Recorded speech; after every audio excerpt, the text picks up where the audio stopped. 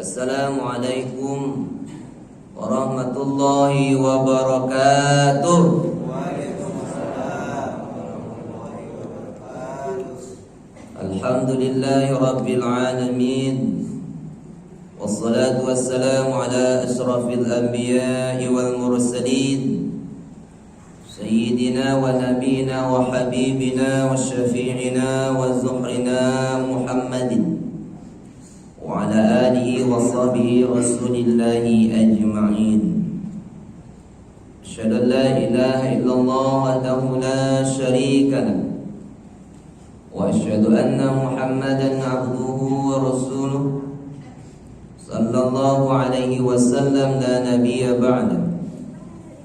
Subhanaka la ilma lana illa ma 'allamtana innaka antal alimul hakim.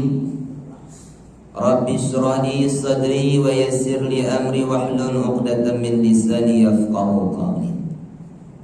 Bapak-bapak dan juga ibu-ibu, para orang tua kami, jamaah Masjid Raya Istiqamah yang dimuliakan Allah. Mari kita bersyukur kehadirat Allah Subhanahu wa taala. Bersyukur dengan alhamdulillahi rabbil alamin. Dengan izinnya, pada subuh Ramadan yang ke-15 kita masih diberikan oleh Allah kesehatan, kesempatan, mudah-mudahan untuk meningkatkan ibadah di bulan suci Ramadan ini, kita termasuk hamba-hamba Allah yang akan mendapatkan ampunannya. Bersalawat buat Nabi Allah Muhammad sallallahu alaihi wasallam. Allahumma salli ala Sayyidina Muhammad wa ala ali Sayyidina Muhammad. Assalamu alayka ya Rasulullah. Mari kita awali majlis ilmu ini dengan membaca bismillah. Bapak Ibu orang tua kami yang dimuliakan Allah Subhanahu wa taala, ayat yang dibacakan oleh Bapak Imam kita tadi, salah satunya di dalam surah Al-Isra, surah yang ke-17, ayat yang ke-82. A'udzu billahi minasyaitonir rajim. Bismillahirrahmanirrahim. Wa nunazzilu minal Qur'ani ma huwa shifaa'un wa rahmatun lil mu'minin wa la yaziduz zalimina illa khasara.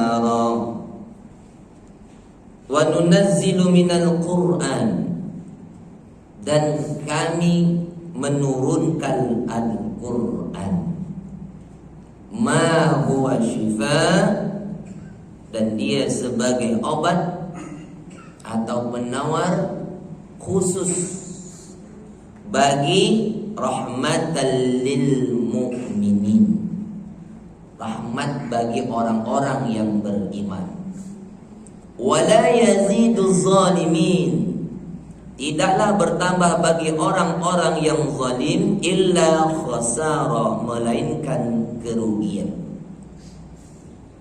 Bapak Ibu orang tua kami yang dimuliakan Allah Subhanahu wa taala. Wa nunazzilu minal Qur'an, dan kami menurunkan Al-Qur'an. Kalau dikatakan penurunan Al-Qur'an itu yang pertama kali kapan? Syahrul Ramadan allazi unzila fihil Qur'an. Bapak Ibu orang tua kami yang dimuliakan Allah Subhanahu wa taala, di sini Allah menyebutkan dengan wa nunazzilu minal Qur'an, dan kami menurunkan Al-Qur'an. Kalau disebut di sini kami, berarti Allah melibatkan para malaikat sebagai perantara. Kadang-kadang Allah menyebutkan tentang aku, Kalau kami itu tentang malaikat ikut serta. Di dalam surat Toha Allah menyebutkan dirinya dengan aku. Innani anallah la ilaha illa ana fa'budni wa aqimis salata li dzikri. Innani anallah, sesungguhnya aku adalah Allah. La ilaha illa ana, tidak ada yang berhak disembah kecuali aku. Fa'budni, maka sembahlah aku. Wa aqimis salata li dzikri, dan dirikanlah solat untuk mengingat aku. Kalau tadi kami, kalau di sini aku, artinya tentang ibadah tidak boleh ada perantara selain Allah, langsung ditujukan kepada Allah. Maka Allah katakan aku. 4 kali Allah sebut aku itu. Sesungguhnya aku adalah Allah, tidak ada yang berhak disembah selain aku. Maka sembahlah aku, dirikanlah solat untuk mengingat aku. Aku. Masalah ibadah tidak ada perantara. Tapi kalau masalah penurunan wahyu harus ada perantaranya, malaikat.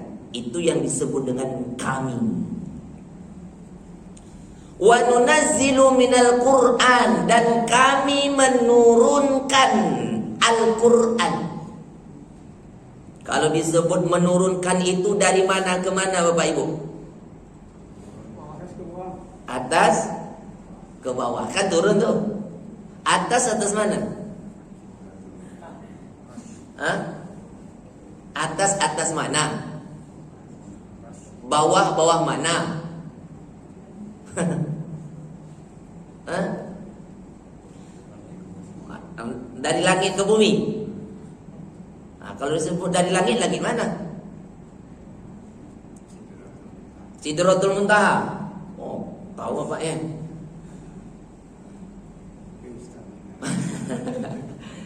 Dan kami menurunkan, artinya penurunan Al-Quran itu Bapak Ibu ada 2 cara penurunannya.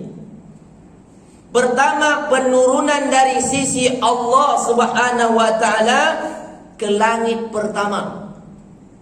Ada namanya Baitul Izzah namanya. Di langit pertama itu penurunannya dari sisi Allah 30 juz sekaligus.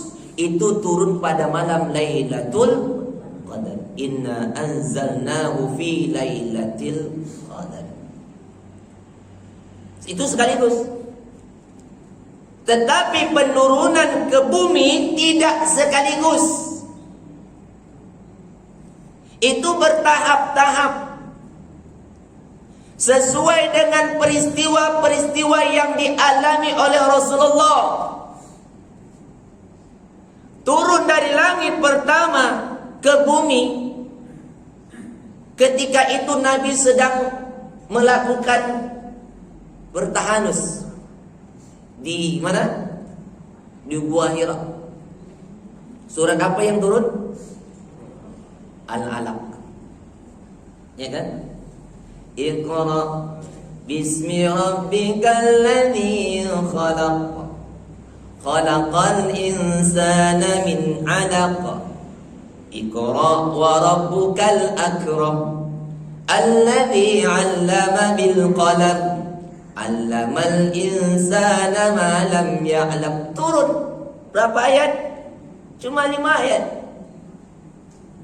Dari langit pertama ke bumi ketika Nabi sedang bertahanus. Waktu itu kan Nabi sedang bertahanus di Gua Hira dalam keadaan bingung, melihat keadaan masyarakat jahiliyah yang memakai aturan hukum rimba. Tahu Bapak Ibu hukum rimba? Selama 3 tahun Nabi bertahanus Bapak Ibu. Usia 38, 39, 40.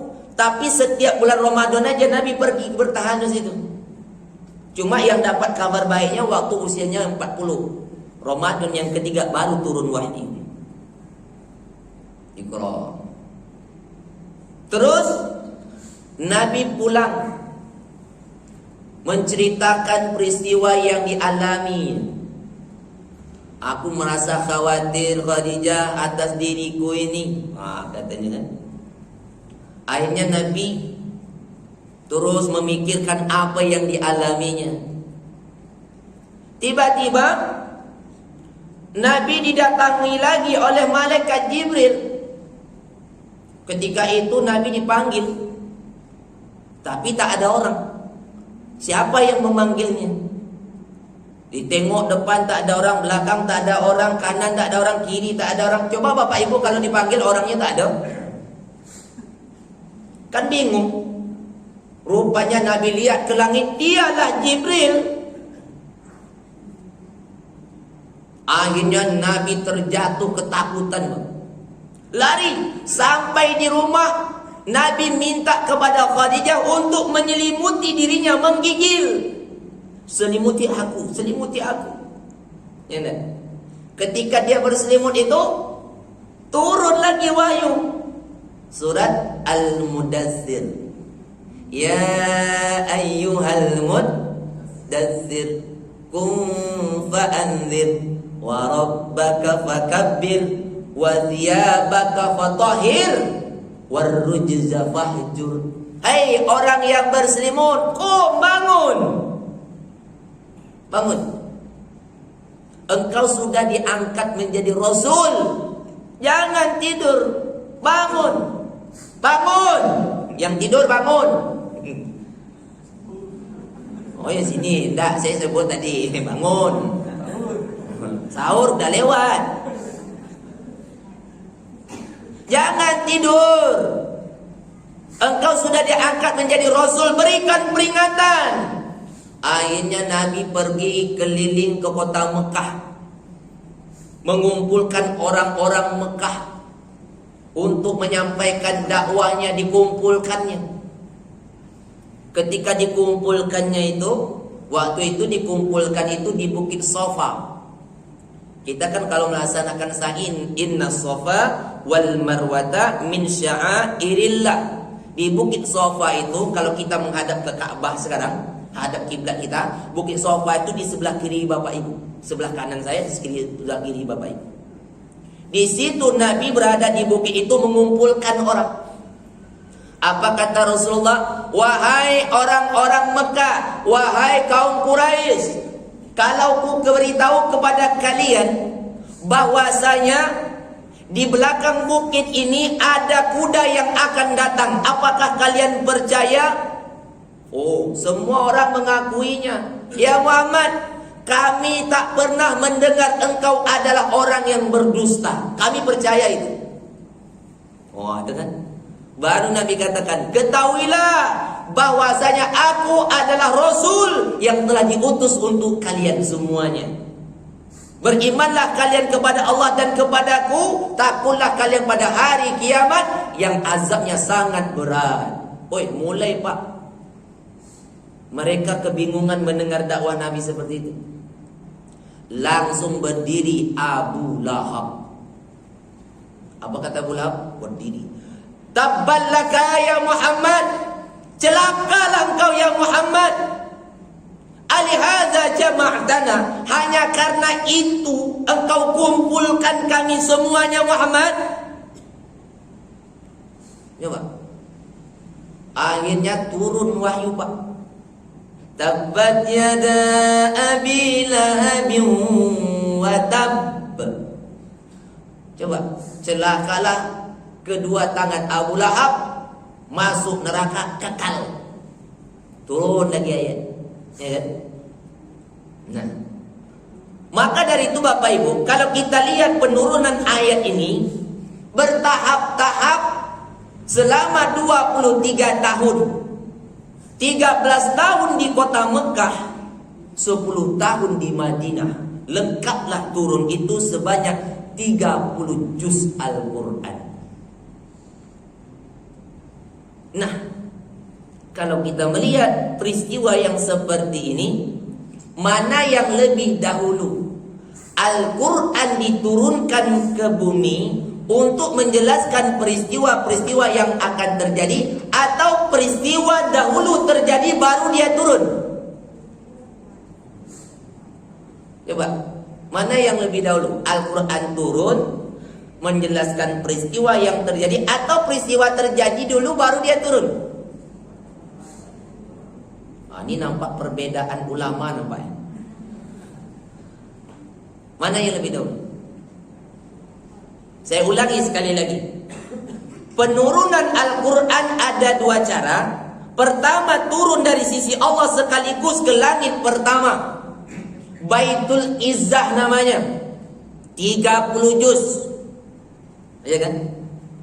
Dan penurunan kedua dari Baitul Izzah ke bumi tidak sekaligus, bertahap-tahap sesuai dengan peristiwa-peristiwa yang dialami oleh Rasulullah.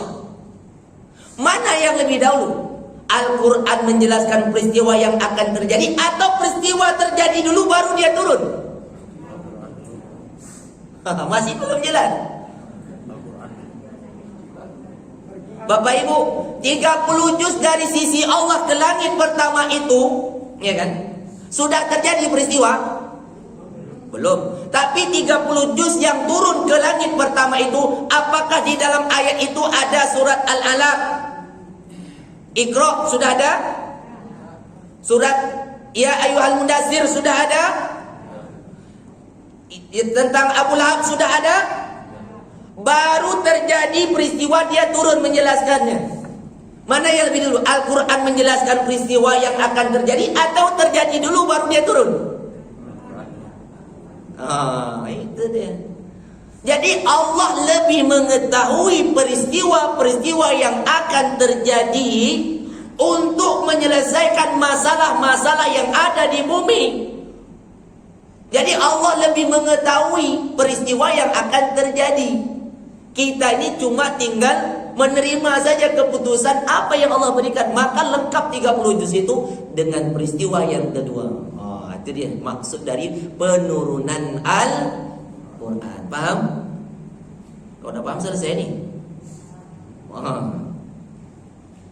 Bapak Ibu orang tua kami yang Allah Subhanahu wa taala, itu makna dari penurunan Al-Quran. Wa nunazzilu minal Qur'ani ma huwa shifaa, dan dia sebagai obat. Kalau disebut dengan obat itu berkenaan dengan apa Bapak Ibu? Penyakit. Penyakit apa? Hati. Semua penyakit lah. Penyakit COVID pun Quran juga obatnya. Maka lebih banyak kita baca Quran kan. Beruntung juga kita datang corona ini mulut ditutup semua. Tak banyak menceritakan orang kan. Mending baca Quran. Ma huwa shifaa, dia sebagai obat, sebagai penawar penyakit. Penyakit apa? Semuanya. Ya kan? Tapi ada salah satu syifaa'ul lima fis sudur, obat penyakit yang ada di dalam dada. Di dalam dada ini ada apa? Hati. Al-Quran bisa menyembuhkan penyakit hati. Salah satu penyakit hati apa? Iri.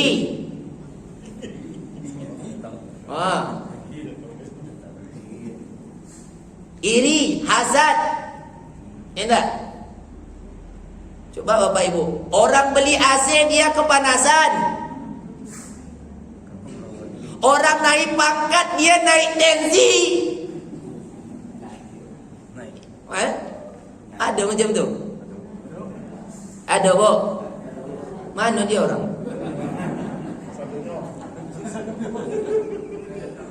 Tak datang ya. Lantaran banjir. Saya pikir tadi di situ Pak, tak terbayangkan saya banjir luar biasa. Masya Allah. Al-Quran sebagai obat, salah satunya penyakit hati, iri. Kita bahas tentang iri lah. Iri atau disebut dengan hasad.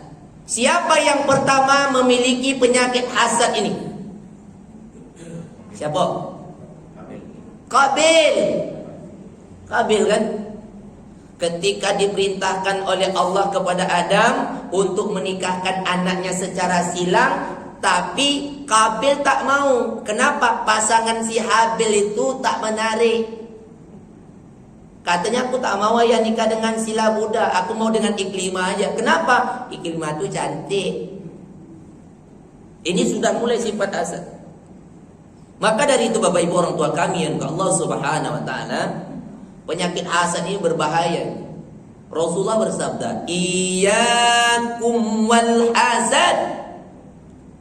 Jauhilah oleh kalian hasad. Fa innal hasada yakulul hasanat. Hasad itu bisa memakan amal kebaikan, kama takulun narul khotob, sebagaimana bara api memakan ranting-ranting. Kita sholat, kita puasa, bayar zakat, baca Quran, naik haji, mengumpulkan amal seperti mengumpulkan kayu ranting-ranting. Apabila ada hasad di dalam hatimu, siap-siap amalmu menjadi debu. Jadi Bapak Ibu orang tua kami yang Allah Subhanahu wa taala, maka berhati-hatilah hasad ini. Apalagi kalau sempat memiliki dengki. Dengki itu tingkatnya lebih tinggi. Sama dengan SMS. Tahu SMS? Susah melihat orang senang, senang melihat orang susah. Tapi kalau hasad sekedar iri. Contohnya begini, iri kan.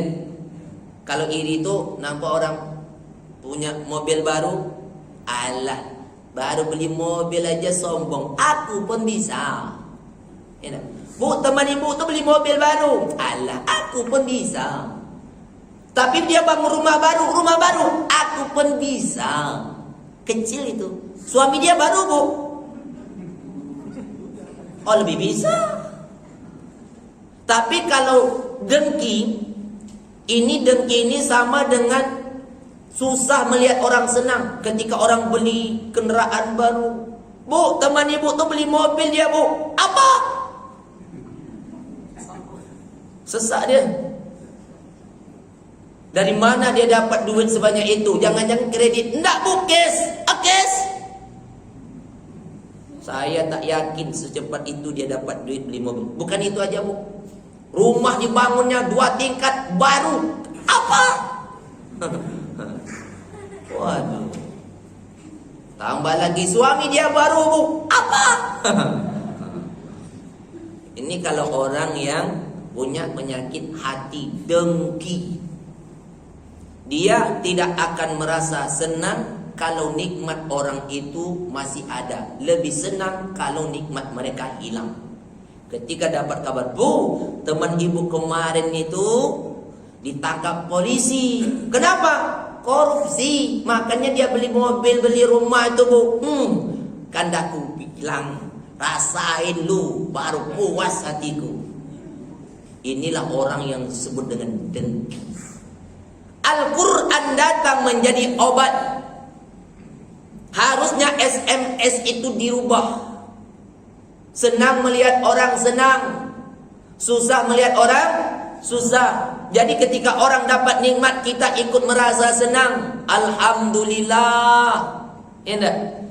Kenapa? Karena Al-Quran ini menjelaskan bahwasanya jangan kamu sibuk dengan urusan rezeki orang. Karena sesungguhnya rezeki maut aja sudah ditulis di Lauhul Mahfuz. Rezeki saudaramu itu adalah urusanku, kata Allah. Jangan kamu yang mengaturnya. Siapa kamu, kata Allah? Ya, mengatur rezeki orang. Rezeki kita takkan pernah ketukar. Siapa kamu? Kata Allah. Tenang hati kita kan. Jadi ketika kawan dapat musibah, ikut merasakan duka, ikut merasakan ucapan bela sungkawa, ucapkan innalillah. Jadi ketika kita merasa senang, ikut merasakan senang sahabat kita. Alhamdulillah, Bu, dah punya mobil, tak kena hujan. Besok sesekali kami boleh numpang. Alhamdulillah Bu, rumah dah bagus, dah besar. Besok kalau ada acara syukuran reuni, kami boleh suami baru ya Bu. Numpang pula. Al-Quran datang untuk menjadi obat. Jadi merasa tenanglah hati kita. Jadi ikut merasakan kesenangan orang. Alhamdulillah. Jangan kita yang seperti kepanasan. Maka dari itu Bapak Ibu orang tua kami yang dimuliakan Allah Subhanahu wa taala, hati-hati dengan penyakit hasad. Nah, Bapak Ibu orang tua kami yang Allah Subhanahu wa taala, ini adalah sebagai rahmat bagi orang-orang yang beriman. Selanjutnya, wala yazidu zalimin, tidaklah bertambah bagi orang-orang yang zalim itu illa khasara, melainkan kerugian. Kenapa Allah tidak katakan lawan dari mukmin itu kafir, tapi disebut dengan zalim?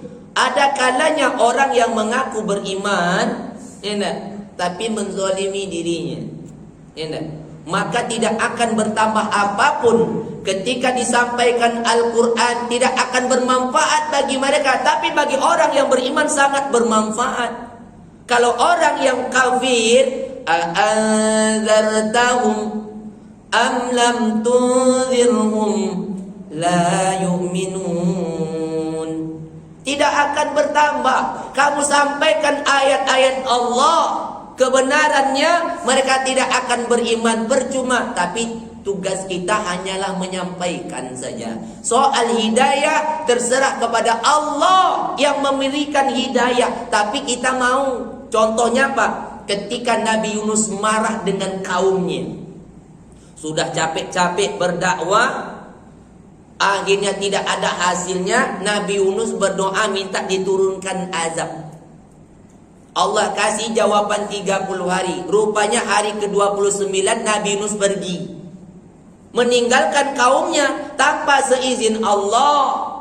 Padahal hari yang ke-30 terjadi badai, terjadi gempa, udah mulai nampak orang panik. Semua kaum Nabi Yunus keluar, lalu melihat keadaannya, minta ampun kepada Allah. Ya Allah, kami siap beriman ya Allah, ampuni kami ya Allah, tunda azab ini ya Allah, jangan timpakan kepada kami. Allah tunda. Tapi sayang, ketika mereka sudah siap beriman, nabinya sudah minggat. Naik kapal nelayan, penumpang, muatan syarat harus ada yang dibuang. Semua perlengkapan barang-barang sudah dibuang, masih juga syarat orangnya yang dibuang. Akhirnya Nabi Yunus kalah dalam undian berkali-kali. Akhirnya Yunus yang dilempar ke laut, datanglah ikan apa? Dari mana ibu tahu ikan paus? Ikan lah, ikan besar terserah lah ikannya ikan apa. Di situ Allah perintahkan ikan, Yunus itu bukan jatah makanan. Jangan engkau rusakkan kulit-kulitnya, jangan engkau remuk tulang-tulangnya. Biar dia di dalam perutmu sampai waktu yang ditentukan. Selama 40 hari 7 samudra yang dibawa, maka disitulah Nabi Yunus mendengar ada bunyi-bunyian makhluk yang bertasbih di dasar laut. Nabi Yunus berkata, ya Allah, itu bunyi apa ya Allah?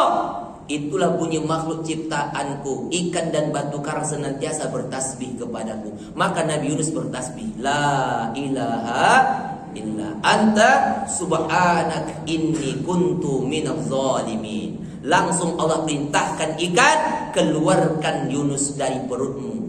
Falaula annahu kana minal musabbihin, kalau sekiranya Yunus tidak banyak bertasbih, la labisa fi batnihi ila yaumi yub'atsun, tentu dia akan berada di dalam perut ikan sampai hari kiamat.